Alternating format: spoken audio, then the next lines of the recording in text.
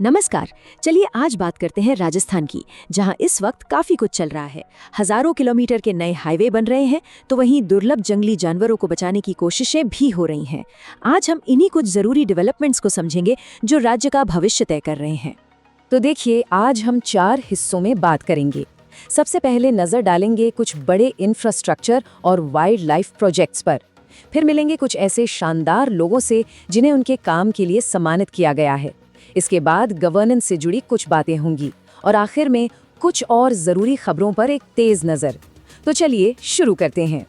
तो सबसे पहले बात करते हैं भविष्य की नींव की, मतलब राजस्थान के वो बड़े प्रोजेक्ट्स जो जमीनी स्तर पर सच में बदलाव ला रहे हैं।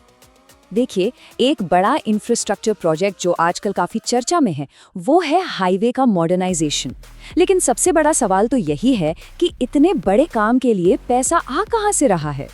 तो इसका जवाब एक बहुत बड़ी रकम में छिपा है, $225 मिलियन। अगर भारतीय रुपयों में देखें तो ये लगभग 2000 करोड़ रुपए बनते हैं। ये वाकई में एक जबरदस्त इन्वेस्टमेंट है। इस प्रोजेक्ट के पीछे वर्ल्ड बैंक के साथ एक बड़ी पार्टनरशिप है। इसका सीधा मतलब है कि 800 किलोमीटर लंबे स्टेट हाईवे अपग्रेड होंगे, जिससे 30 लाख से ज्यादा लोगों का सफर आसान और तेज हो जाएगा। और ये जो लोन है, ये भी 35 साल की लंबी अवधि का है, जिससे राज्य के फाइनेंस पर एकदम से बोझ नहीं पड़ेगा। लेकिन देखिए, विकास का मतलब सिर्फ कंक्रीट की सड़कें बनाना तो नहीं होता है ना। तो अब बात करते हैं प्रकृति के संरक्षण की। एक नाम जो बार बार सामने आ रहा है, वो है प्रोजेक्ट करकल। आखिर ये है क्या चीज? प्रोजेक्ट करकल असल में एक बेहद खास जंगली बिल्ली को बचाने का मिशन है। करकल इतनी दुर्लभ है कि इसे देखना बहुत मुश्किल होता है और अब तो ये विलुप्त होने की कगार पर है। तो ये प्रोजेक्ट राजस्थान में इसके अस्तित्व को बचाने की एक बहुत अहम कोशिश है। इसकी शुरुआत रणथंभौर टाइगर रिजर्व से हो रही है, और वो इसलिए क्योंकि यही वो इलाका है जहां करकल का घर तेजी से सिमट रहा है। तो अब इन्हें बचाने के लिए इनकी ट्रैकिंग की जाएगी, इन पर नजर रखी जाएगी और सबसे जरूरी बात, स्थानीय लोगों को भी इस मिशन में शामिल किया जाएगा। इस काम में wild life institute of India जैसी बड़ी संस्थाएं भी सरकार का साथ दे रही हैं। अच्छा, बड़े प्रोजेक्ट्स के अलावा वो लोग भी हैं जो अपने दम पर राजस्थान को आगे बढ़ा रहे हैं। चलिए अब मिलते हैं कुछ ऐसे ही लोगों से जिन्हें उनके असाधारण काम के लिए सम्मानित किया गया है। चलिए शुरुआत करते हैं खेल की दुनिया से। हाल ही में एक एथलीट ने सोने पर कब्जा करके काफी सुर्खियां बटोरी हैं। कोई अंदाजा है कि हम किसकी बात कर रहे हैं? जी हाँ, ये हैं भरतपुर की Poonam Sharma. 5th master weight lifting championship में इन्होंने 57 किलो की कैटेगरी में गोल्ड मेडल अपने नाम किया है। और कमाल की बात देखिए, उन्होंने 56 किलो का वजन उठाया, जो लगभग उनके अपने वजन के बराबर है। सच में गजब की उपलब्धि है। खेल के मैदान से अब चलते हैं जमीनी राजनीति के मैदान में। यहाँ भी एक महिला ने अपने जबरदस्त काम के लिए एक बड़ा सम्मान हासिल किया है। हम बात कर रहे हैं डीग जिले के सरपंच कुसुम सिंह की। उन्हें नई दिल्ली में महिला बीकन लीडर अवार्ड मिला है। क्यों? क्योंकि उन्होंने अपने गांव को एक महिला हितैषी पंचायत में बदल दिया है। ये स्थानीय नेतृत्व की एक बेहतरीन मिसाल है।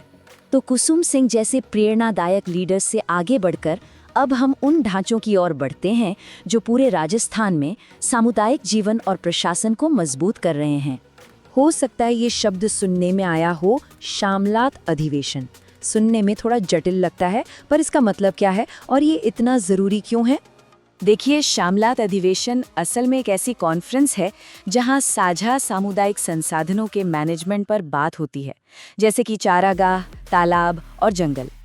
ये ग्रामीण राजस्थान के लिए बहुत ज़रूरी है, क्योंकि इन संसाधनों पर ही कई लोगों की रोजी रोटी टिकी हुई है। और हाँ, राज्य कर्मचारियों के लिए भी एक अच्छी खबर आई है। अब ग्रेच्युटी की सीमा 20 लाख से बढ़ाकर 25 लाख रुपए कर दी गई है। ये सालों की सेवा के लिए एक सीधा वित्तीय सम्मान है। और अब चलिए अपने आखिरी सेक्शन की ओर बढ़ते हैं। यहाँ राजस्थान की कुछ और ज़रूरी खबरों पर एक तेज नज़र डालेंगे।